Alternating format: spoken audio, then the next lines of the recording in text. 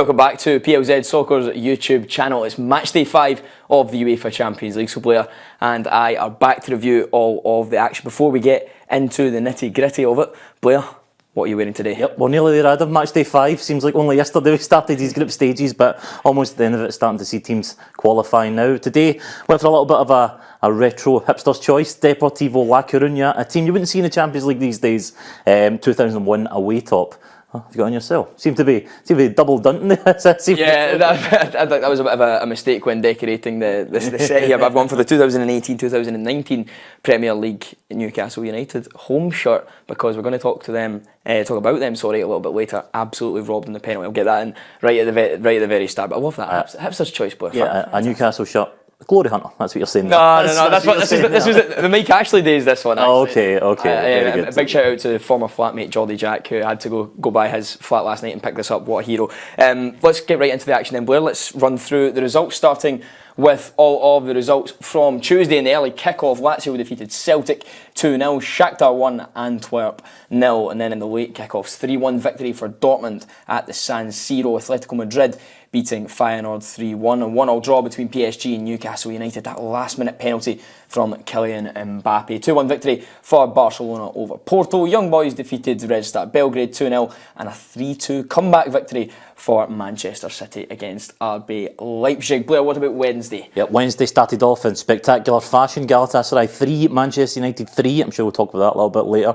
Sevilla, they went down 2-3 to PSV. PSV coming back from 2 goals down to win that game. Arsenal 6-0 winners at home to RC Lens at the Emirates. 5-0 up at half-time. An absolute battering there. Bayern Munich 0, Copenhagen 0. Bit of a shock. Another incredible comeback. Benfica 3, Inter Milan 3. Benfica 3-0 up after 30 minutes in that game. Braga 1, Union Berlin 1. Real Madrid, they ran out 4-2 winners over Napoli at the Bernabeu, and then 0-0 between Real Sociedad and Red Bull Salzburg. Let's start with the home sides, Blair. Lazio 2, Celtic 0. Another tough evening in Europe for Celtic and for Brendan Rodgers, but it really was the Siro Immobile show when he came off the bench. Is that 205 now, 206 or something in Lazio colours, and 6 or 7 years since he's been there? What a player! Yeah, it's incredible. I mean, the commentator at the time described him as a legend in Rome, and I think that's only true. I think he obviously made his name in Italy when he started out there with Torino and got a big money move to Borussia Dortmund, I remember, and it didn't really work out for him in Germany. I think he was there as a sort of replacement to Robert Lewandowski at the time, and when he went there he was maybe just too much on his shoulders, but obviously found a home at Lazio, and those 2 finishes the other night. The first one, he's coming in at the back post, it's a proper striker's finish, and then minutes later to show that composure to finish past Joe Hart in the dying embers. A great performance. I think he's one of these players that people like yourself, wannabe football hipsters, will talk about forever. Do you know, players that were like brilliant for such a long period of time but never really quite did it at the top elite level? I think Siro Immobile falls into that bracket. I can see you with a Lazio shirt with his name on the back. Yeah, in 10, 15 years time though. I mean, that may be a little bit harsh. I think he's achieved more than just me giving a bit of recognition, but yeah, I think it was another night in Europe for Celtic that just didn't go their way. I think the quality just shone through at the end there. Yeah, you speak about quality. Brendan Rodgers agrees that Celtic were lacking in that. So let's hear from the Celtic manager now. Like as I said, there's the group of players again that have gained more experience at the level. They've shown that they can compete in a lot of the games, but we need to add quality. That's the glaring thing that stands out really within this squad, and like I said, if we can get those players available that are on the sideline, add to that, then like I said, we can grow again. And yeah, potentially a big January ahead for Celtic and for Brendan Rodgers if they are to try and improve in Europe. Of course, won't be playing in Europe, but definitely needs to add some quality for next season and beyond. Well, let's move on to Manchester United versus Galatasaray. 3-3 draw, another fantastic game. Before we talk about the game itself, I was laughing at some of the quote tweets of the Galatasaray lineup. Quote repost, whatever they're called on X.com. Can't say Twitter anymore. But it's the most Galatasaray team ever. It's the most like Turkish Super League team ever. Some of the players in there are just totally fit the mould of a player and the age profile probably. Yeah, I think I was a bit surprised. I didn't realise.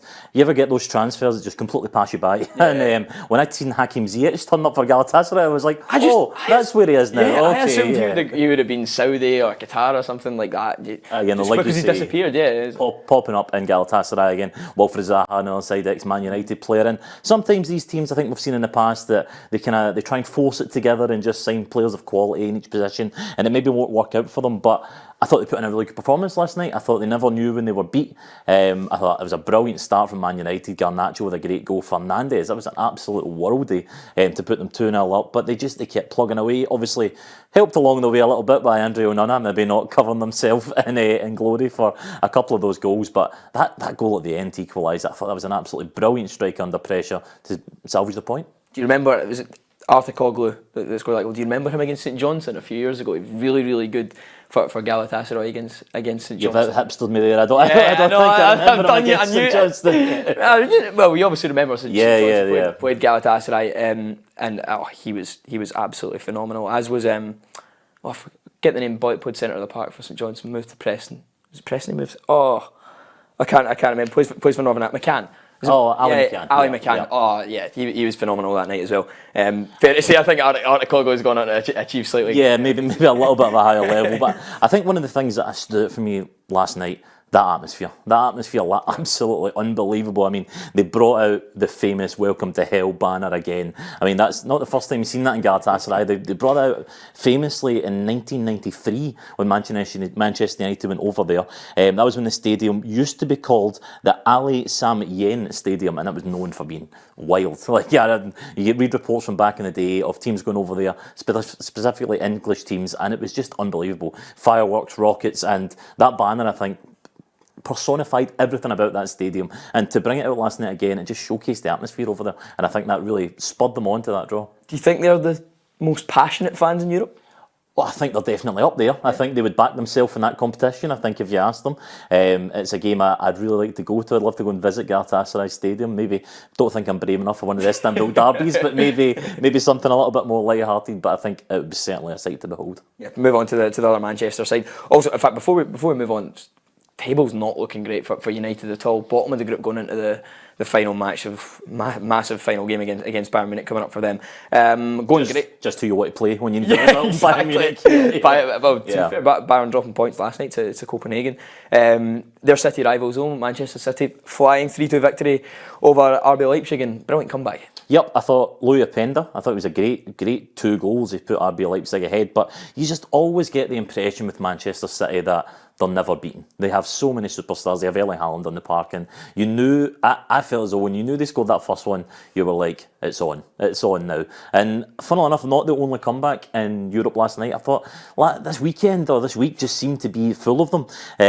You looked at Inter Milan, that one particularly interesting for me. They were 3-0 down after 32 minutes to Benfica, and João Mario, who scored a hat-trick for Benfica after 30 minutes against his old side, Inter Milan. I thought that was absolutely incredible. That as well as PSV. The PSV one I thought was brilliant. I mean, the Sevilla fans were calling that their Champions League final last night. Sergio Ramos put them 1-0 ahead, 2-0 up before half-time, and PSV somehow managed to battle back. And it was the American winger, Ricardo Pepe, who popped up with a header in the 91st minute, and just unbelievable scenes in Seville. We're going to speak a little bit more about some of the greatest comebacks in Champions League history. Before we got onto that, there's one man, Blair, you can have a guess. Who do I want to speak about this week? Your boy, Jude Bellingham? Yes, that's it, correct. Another great goal from Bellingham, flying again. But it's 4 and 4 now, I believe. In Champions League, and I believe that's number 16 for the season in all comps now, which is just an incredible return. But the best thing about him, those boots. 100%. There was two things about Jude Bellingham last night. That header was brilliant. That's his position for me, encapsulated, just drifting in from that midfield position, like that late run, and to have that composure, just to find that header, unbelievable. Also his assist for the 4th goal. Joselu, he was having a bit of a nightmare last night, and I was really pleased to him to pop up with that goal. But the ball from Bellingham to find him at the back post, it's not an easy ball, and it kind of got overlooked a wee bit. But again, just to show his quality, and again, again, for me, above it all, his boots. Wearing the remakes of Zidane's Predators from 1999-2000. I think this is the new line of Adidas sort of bringing out these retro remakes, and he just looked the part. Long sleeve shirts, number 5 on the back, Predators on the feet. What's not to love? Yeah, you're destined to have an amazing game and an amazing career with all of that. I don't know. I've wore Predators a few times and it's not really worked out that well, but I know what you mean. If anyone doesn't know what we're talking about, watch the Trent Alexander-Arnold kind of advert with Adidas and Predator to see the boots up close. It's fantastic. Incredible. Brilliant. Great to see them back. Now, got sidetracked there. Back to the comebacks players. You've picked out some of your favourites from over the years. Yep. Well, one in particular. My favourite, again, going with the shirt that I'm wearing today, is Deportivo La Coruña.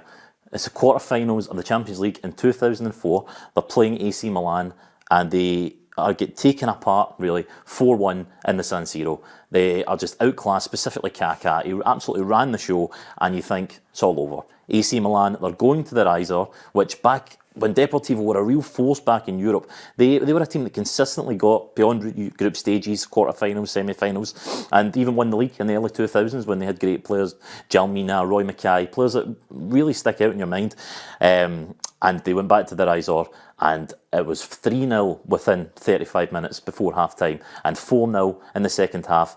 AC Milan, they had such a great defence with Paolo Maldini, Alessandro Nesta, they'd like to seed off in midfield. They could not get near this Deportivo team. Turned the game round, 1-5-4 on aggregate, and I think that's the best Champions League comeback for me, anyway. I will rival that with 3 words. Corner taken quickly. Okay, I know what you're talking about. Liverpool versus Barcelona, Anfield. Divock Origi in the last minute had to score. Was it 4-0 in that game, and Origi getting the final of the goals up against a Barcelona team that still had Lionel Messi. They were fine. It seemed the impossible, the improbable, but that commentary that everyone remembers. Corner taken quickly, Origi. God, for me, that's the best. I mean, it's hard to argue with, but I also do not remember the game you're talking about. Yeah, that's fair enough. That's fair enough. But throw out to the comments, what's your favourite comeback in Champions League history? I'm sure there's plenty that we've not touched on. But just to carry on from the team that Deportivo came back against there, AC Milan, they were in action this week against Borussia Dortmund in the Champions League. Unfortunately, beat 3-1. Jamie Bino-Gittins putting in a great performance, another young English teenager who I'm certain will go on to have a good career. Dortmund just seems to be a talent factory for young players like that. But more importantly, I was at one of my favourite stadiums in the whole of Europe at the San Siro, and I was in Milan this week to go and see the famous old ground. I'm here in Milan this weekend to visit the Stadio Giuseppe Meazza, also known as the San Siro. Built in 1925 with a capacity of 80,000, it's one of Europe's largest stadiums. Recently it was due for demolition until the 11th hour when an Italian culture committee decided that it was too important to the city and this iconic arena was on. An architectural marvel, the stadium last seen significant renovations for the World Cup in 1990. Home to both Milan sides, it is subject of constant debate as to whether it should continue to be the prominent footballing pantheon or cast as a memorial to another era. For now, the San Siro will remain standing, but sooner or later Milan and Inter will look further afield to keep up with Europe's elite, just as Juventus did across the country. But it's inescapable, the electric atmosphere that the old arena can still create.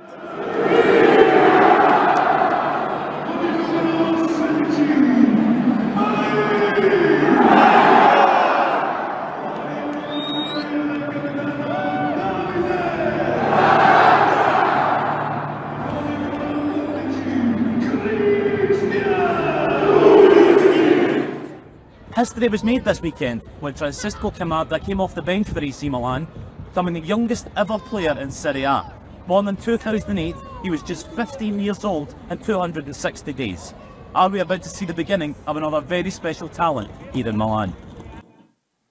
Yeah. So you've just out-hipstered me. That's 2-1 now. Yeah. 2-1. You bit of time off during the international break. And, no, it wasn't even there. It was actually over last weekend. Yeah, last weekend. So that was some bucket list stuff, to be honest. To go to the San Siro. so jealous. It was AC Milan against Fiorentina on the Saturday night kick-off, 9 p.m. at night. You can feel the atmosphere building all night. And I'll be honest, the game, it wasn't up to a lot. Theo Hernandez scored the penalty right on the stroke of half-time. I thought Fiorentina were great. Really, the best part of the second half was Mike Magnon with an unbelievable save when the dying seconds to keep it at 1-0. But the stadium is a sight to behold. It's unbelievable. If anybody has been or gets a chance to go, I couldn't recommend it enough. But really the story that came out of it, and I wasn't expecting it at all, like I said, there was Francesco Camarda, who came off the bench in the second half, and I'll be honest, we didn't know much about him leading up to the game, and this boy came on, and the stadium announcer, it came over the tannoy and it cut to him as he was walking on the field, and you could just see he was in awe, he was almost in tears, and the ultras started singing the name of his mother, and the stadium camera cut to his mum and floods of tears, and me and my friends are talking like, oh, he must be come back from injury, he must be a new signing or whatever, and he played okay, like he'd done well, like good movement. And then the next day I remember sitting in the cafes, and every page of like Gazzetta dello Sport had his picture on the front, and I was like, what's this guy all about? Looked up, 15 years old in 260 days. Born in 2008, but that's mental. Unbelievable. A boy who was born in 2008 making his debut, and I think it's one he'll never forget. Certainly one I'll never forget. I don't think I've ever felt as old in my life. You speak of those like amazing AC Milan teams that we've spoken about them on this show many a times. This guy wasn't even born when like Kaká was at his best for AC Milan. It's absolutely crazy. He was born 3 years after Istanbul. I think that really sums it up. But that's a really, really good piece, and it's great to see that the San Siro is still standing, and people have the opportunity to see such an iconic stadium. There have been plenty of youngsters who have made quite the impression in their Champions League debut. Blair, you could run through some of them for us? So, not even so much youngsters, just debutants really. People that have made quite interesting debuts in the Champions League. That's what I've been looking at this week. One of the first ones I found is a man called Djurkas Seteridis. Easy for me to say. Who played for Panathinaikos, and they played Manchester United in the 2000-2001 season. Reportedly, Sir Alex Ferguson read the team sheet and said, "Who is this Djurkas boy?" to which he only took him 25 minutes to find out who he was. He rifled one past Fabian Barthez. Man United did eventually draw the game with Paul Scholes getting it level, but at 19 years old to score 20 minutes into your debut against Manchester United doesn't get much better than that. I also looked at Roberto Soldado. I don't know if you remember him. He used to play for Tottenham for a while. So he originally started out at Real Madrid. I mean, he didn't make a massive impact at Real Madrid, but in 2005 he was making his Champions League debut against Olympiacos. He joined the club as a 14-year-old, and he was just one of these players built into the Real Madrid system. He came off the bench. It was a 1-1 at the time when they were playing Olympiacos, and got on the end of a David Beckham cross to secure a 2-1 win in the Champions League. And I thought, what an incredible way to make your Champions League debut. Stuff of dreams, man. A little bit of a left field one. CFR Cluj back in 2008, when they were really making a name for themselves, the Romanian side, they always used to pop up in the Champions League, always used to look like good players. They were playing Roma, and people weren't expecting much of them in Rome. You always think Roma are going to win that game. And a man called Juan Culio popped up, the Argentinian midfielder. They were 1-0 down at the time before he scored a double on his Champions League debut to sink Roma in the Stadio Olimpico, and that's something you stick with you forever. And of course, I think one of the most well known in this country, Tony Watt, scoring on his Champions League debut for Celtic when they famously downed Barcelona that night at Celtic Park. He was only 18 when he scored in that game. It came on the 72nd minute. Neil Lennon threw him on looking for a winner, and I think everyone remembers that finish. He's one-on-one with the goalkeeper, and just the composure to slide into the bottom corner. It's a moment I don't think anybody will ever forget. Fantastic. I'm sure we've missed some, so if you're listening to this, if you're watching this and you think of anyone who's made a Champions League debut that hasn't quite made Blair's list, please do let us know in the comment section below. Unfortunately, Blair, that's all we have time for this afternoon, but we'll be back with our next show and the final of 2023 on Matchday 6.